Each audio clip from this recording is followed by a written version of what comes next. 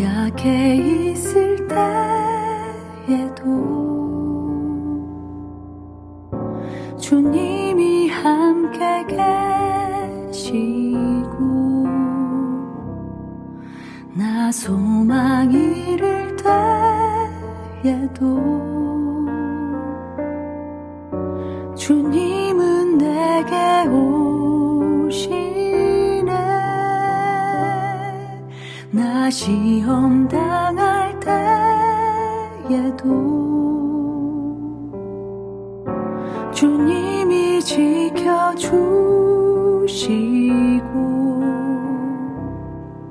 나 실망 당할 때에도 주님이 위로하시네.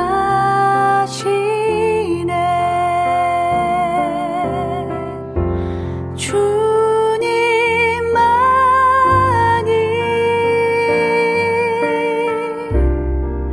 내 힘이시며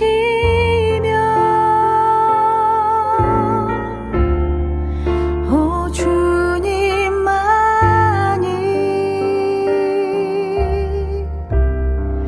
날 도우시네.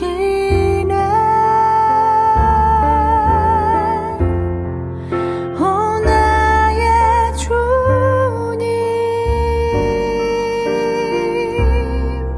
내 아버지여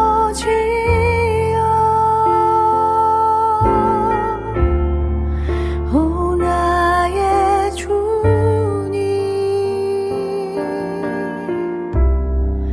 내 사랑이여.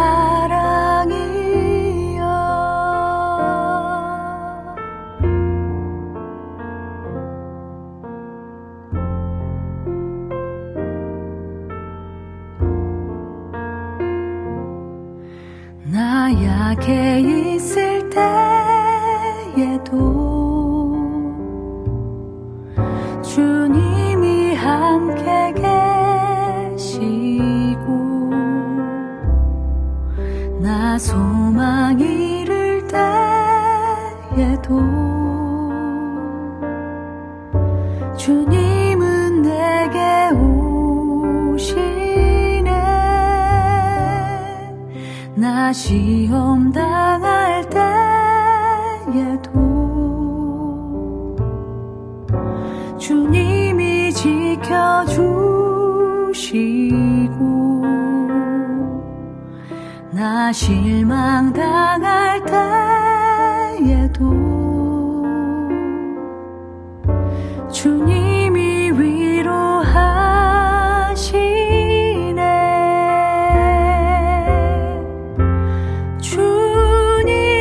주님만이 내 힘이시며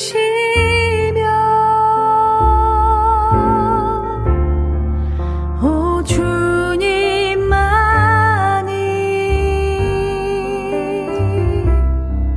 날 도우시네.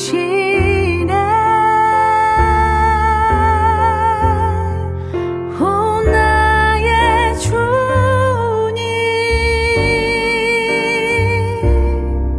내 아버지여 오 나의 주님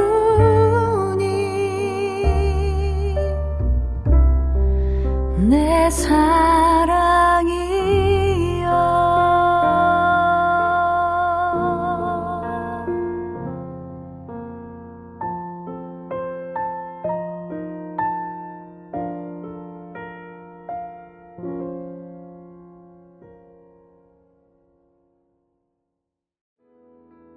함께 묵상할 말씀은 열왕기하 4장 38절에서 44절까지 말씀입니다. 오늘 본문은 어제 본문에 이어 엘리사를 통해 하나님의 능력이 나타나는 내용입니다. 오늘 본문에서도 엘리사는 사람들을 살리고 풍성하게 그들을 먹이고 있습니다. 38절에서 41절은 독이 든 음식을 해독하는 내용이 등장하고 42절에서 44절은 보리떡 20개와 채소 한 자루로 100명을 먹이는 내용이 나옵니다. 엘리사가 길갈에 이르렀을 때는 흉년이 들었습니다. 이러한 흉년은 외적인 기근뿐만 아니라 이 시대가 영적인 기근의 상태임을 말해줍니다.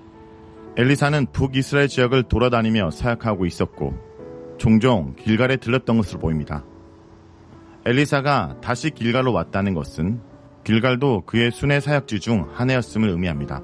특별히 길갈은 엘리야가 승천할 때 엘리야와 엘리사가 같이 출발했던 지역입니다. 엘리사가 이 지역에 다시 방문했을 때 이 땅에 심각한 기근이 들었다 말합니다. 선지자의 제자들은 엘리사 앞에 앉아 있는데 이것은 엘리사의 가르침을 받기 위해 제자들이 모인 것입니다.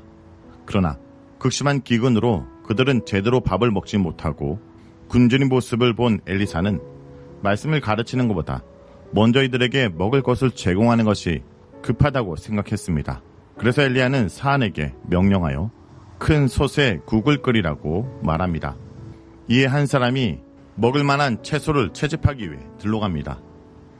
이러한 모습은 기근이 심해 밭에 나는 채소나 곡식이 없고 들이나 산에서 식물과 열매를 채집하여 끼니를 해결하는 상황이라는 것을 보여줍니다. 들로 나간 사람은 야생 포도나무를 찾아냈고 거기서 들호박을 따왔습니다. 본문에서 들호박으로 번역된 것은 노란 조롱박으로 독성이 강한 위험한 식물이었습니다. 그런데 사람들은 그 사실을 모르고 자신의 옷에 가득 따와서 그것을 국에 넣었습니다.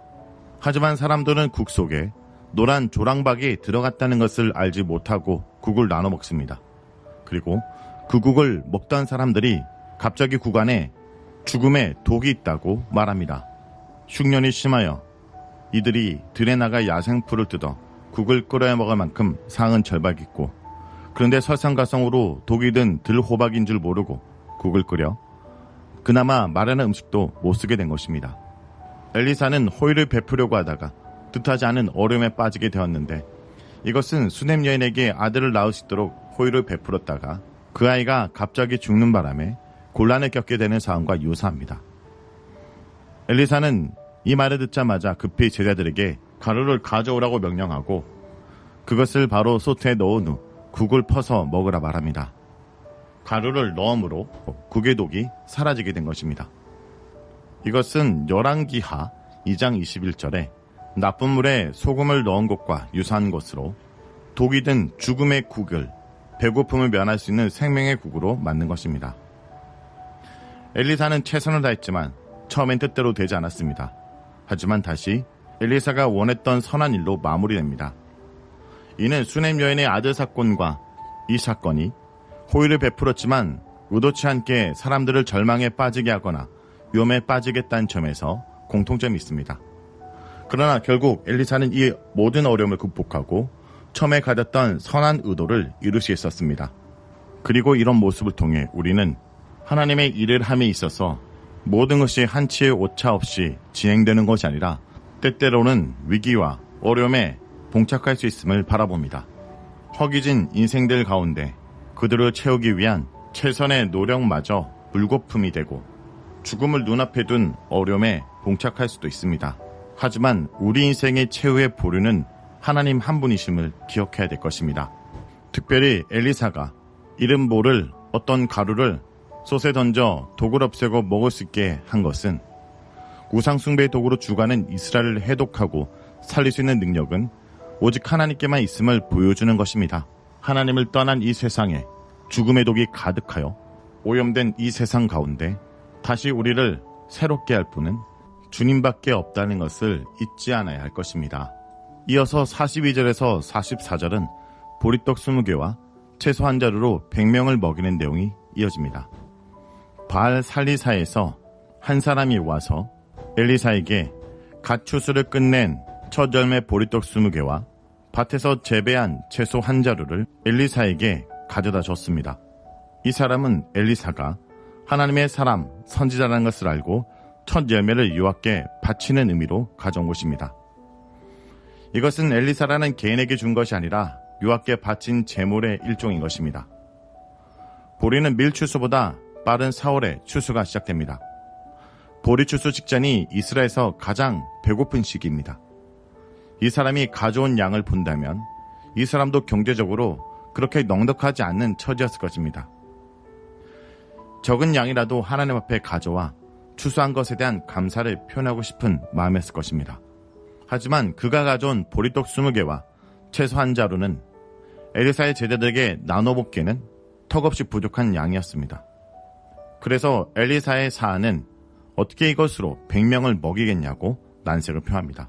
그는 얼마 되지 않는 양을 어떻게 다른 사람과 나눠 먹겠냐고 항의하고 있는 것입니다. 여기 있던 사람이 누구인지 정확히 특정되진 않지만 바로 앞에 나온 에피소드와 연결해보면 엘리사와 함께했던 말씀을 배우고 전파했던 선지자 무리일 것입니다. 앞에서 언급한 것처럼 선지자들은 먹을 것이 없어서 산의 아들에서 먹을 것을 채집해야 되는 상황이었습니다. 하나님을 찾고 예배하지 않는 세상 속에서 하나님을 섬기는 선지자들은 백성들에게 대접을 받지 못하는 것은 당연한 상황이었습니다.